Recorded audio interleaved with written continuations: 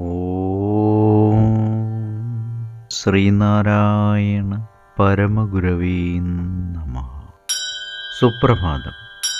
1228 ദിവസമായ ഇന്ന് 2024 സെപ്റ്റംബർ മാസം 24 തീയതി ചൊവ്വാഴ്ച, 1200 ആണ്ട് കന്നിമാസം 8 തീയതി.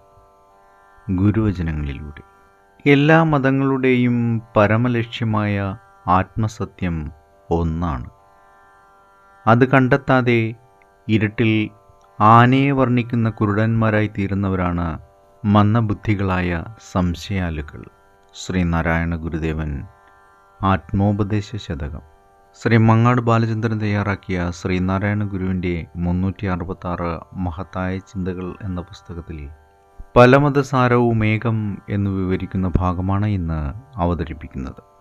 എല്ലാ മതങ്ങളുടെയും പരമലക്ഷ്യമായ ആത്മസത്യം ഒന്നാണ്. അത് കണ്ടെത്താതെ ഇരുട്ടിൽ ആനയെ വർണ്ണിക്കുന്ന കുരുടന്മാരായി തീരുന്നവരാണ് മന്ദബുദ്ധികളായ സംശയാലുക്കൾ.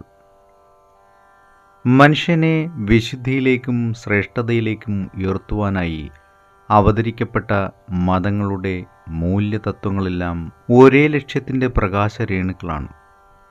എന്നാൽ ഈ സത്യമറിയാത്തവൻ ആനയെ തൊട്ടും തലോടിയും വർണ്ണിക്കുന്ന അന്ധന്മാരെ പോലെ യുക്തിഹീനമായും അശാസ്ത്രീയമായും മതതത്വങ്ങളെ വ്യാഖ്യാനിക്കുന്നു. ഈ വ്യാഖ്യാനം വെള്ളത്തിൽ വീണു പിടയ്ക്കുന്നവനെ കണ്ടിട്ട് നടത്തുന്ന സാങ്കല്പിക വർണ്ണന പോലെയാണെന്ന് പറയാം. മഹത്വങ്ങളെല്ലാം വന്നിട്ടുള്ളത് മഹാഗുരുക്കന്മാരുടെ അലൗകികാനുഭൂതികളുടെ പൂർണ്ണതകളിൽ നിന്നുമാണ്.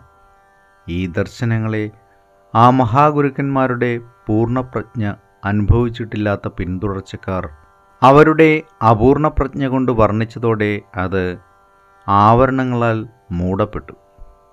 അതോടെ മതസാരങ്ങളും അവയുടെ തത്വങ്ങളും പലതെന്ന് ധാരണയുണ്ടാവുകയും അത് വിശ്വാസമായി തീരുകയും ചെയ്തു. അതിനാൽ മതതത്വങ്ങളെ മറയ്ക്കപ്പെടുന്ന വിവരണാലങ്കാരങ്ങളിൽപ്പെട്ട് അലയാനിടവരാതെ യഥാർത്ഥ മതതത്വമെന്തെന്നും യഥാർത്ഥ മതമെന്തെന്നും അവയുടെ സിദ്ധാന്തങ്ങൾ എന്തെന്നും അറിഞ്ഞ് അതിനനുസരണമായ ജീവിതം നയിക്കണം. അപ്പോൾ മതങ്ങൾ വിഭാവനം ചെയ്യുന്ന വിശുദ്ധിയിലേക്കും ശ്രേഷ്ഠതയിലേക്കും ഉയരുവാനാകും. ഏവർക്കും നന്മ നിറഞ്ഞ ഒരു സുദിനം ആശംസിച്ചുകൊണ്ട് നിർത്തുന്നു. നന്ദി, നമസ്കാരം. ഗുരുധർമ്മം ജയിക്കട്ടെ. ശബ്ദം നൽകിയത് സുജീഷ് മഹേശ്വരി.